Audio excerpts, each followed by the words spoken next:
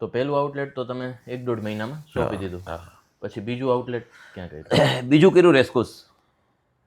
જે આપણે જિલ્લા પંચાયત ચોક પાસે છે. હા હા, ઓકે. કનકાઈ હોટલની કનકાઈની બાજુમાં. બાજુમાં. હા, હું પેલું આઉટલેટ જ એ કરવાનો હતો, હમ. પણ પછી મેં બીજું કર્યું મેં એ આઉટલેટ. અને પછી ત્રીજું લીમડા ચોકમાં કર્યું મેં. પછી ચોથું આઉટલેટ કર્યું હતું મેં ઢેબર રોડ વનવેમાં, જે વિધિન 1 મંથ બંધ થઈ ગયું. આ બધા ફ્રેન્ચાઇઝી આઉટલેટ હતા, મારા પોતાના કોઈ આઉટલેટ કરતો નહોતો. જે રેસકોર્સ પાસે જે આઉટલેટ કર્યું it was again 200 square foot carpet, 200 ફૂટની જગ્યા હતી.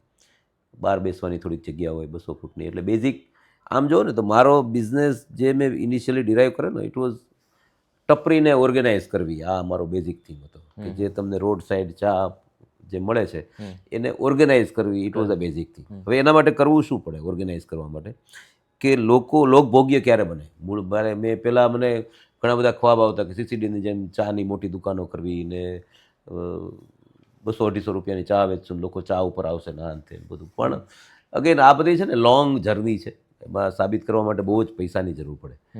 અને એટલે મેં એવું નક્કી રાખ્યું કે ભાઈ જે માર્કેટમાં જે ભાવે લોકો ચા પીવે છે એને ઓર્ગેનાઇઝ કરવી. આ પહેલો ખ્યાલ મારો કે એમાં બહુ ફેન્સી કોઈ વસ્તુ નાખીને તમે કોસ્ટ વધારે દેવી એવું ઇનિશિયલી તો ન જ કરવું જોઈએ. કારણ કે તમારી પાસે માર્કેટ કેપ્ચર કરવા માટે જે કેપિટલ જોઈએ એ નથી, તો તમારે બેઝિક માર્કેટમાં ઘૂસવું જોઈએ. હા, કે જે ચાલે છે માર્કેટમાં. એટલે માર્કેટમાં ચાની કિંમત 8 રૂપિયા છે તો આપણે 8 રૂપિયા લેવી, તો જ લોકો આપણે ત્યાં આવશે અને એમાંથી પ્રોફિટ કમાવાનો પ્રયત્ન કરવો. આ બેઝિક મુદ્દા હતા. ટપરીને ઓર્ગેનાઇઝ કરવાની વાત છે તો ટપરીમાં ઓર્ગેનાઇઝમાં મારે ત્યાં લોકો શું કામ આવે, આ પેલો ખ્યાલ હોય. તમને ન્યા ચા ભાવે છે માન્ય શું કામ આવે? શું કામ આવે? હા, તો એ શું કામ આવે એ મારે સોલ્વ કરવાનું છે. એ જગ્યા ઉપર પૂરી બેસવાની જગ્યા હોતી નથી. રોડ સાઈડ તમારે બાઇકની કિક ચડાવે, ઘોડી ચડાવીને ઉપર બેસવું પડે, અથવા તો તમારી ત્યાં સ્ટૂલ ઉપર ક્યાંક બહાર તડકામાં બેસવું પડે. તો બેટર મને એવું થયું let's give a that ambience કે જે લોકો આવીને આપણે ત્યાં બેસીને ચા પી શકે. એટલા માટે મેં એક કોઝી પ્લેસ બનાવી, જે 200 ફૂટમાંથી 150 ફૂટ મેં રહેવા લોકો બેસી શકે એવી જગ્યા બનાવી. બીજી વસ્તુ, લોકો જે ચા એવી જગ્યા, આમ જુઓ તો ચાની પ્લેસ એવી બધી ઠીક નથી હોતી, પણ લોકો ચા પી લેતા હતા. હાઇજીનના બહુ ઇસ્યુ હોય છે. એ ગ્લાસ ઇનાઈ પાણીમાં ધોવા, આ બધી વસ્તુઓ બેઝિક છે જે લોકોના દિમાગમાં જ હોય, પણ હવે એનો કોઈ ઓપ્શન ન હોય તો we have to go there. તો અમે પહેલા દિવસથી એવું નક્કી કર્યું કે આ we will follow the all hygiene prospects જે કાંઈ આવતા હશે બધા આપણે ફોલો કરશું. તો એના માટે અમે from day 1 we were using paper cups.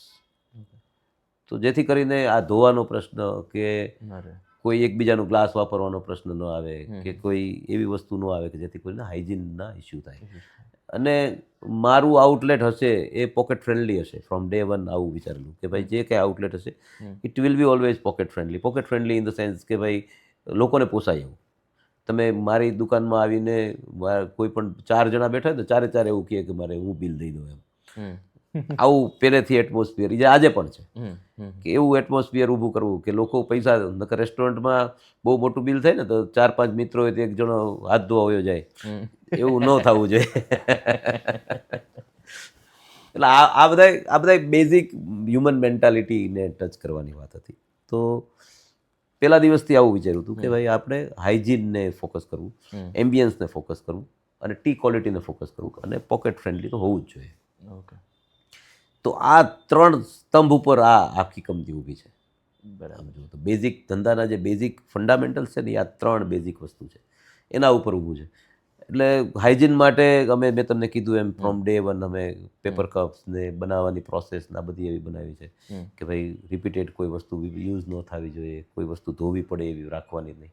એટલે આ બેઝિક ફંડા ઉપર અમે ટી પોસ્ટનું બ્રાન્ડિંગ અમે વિચાર્યું છે.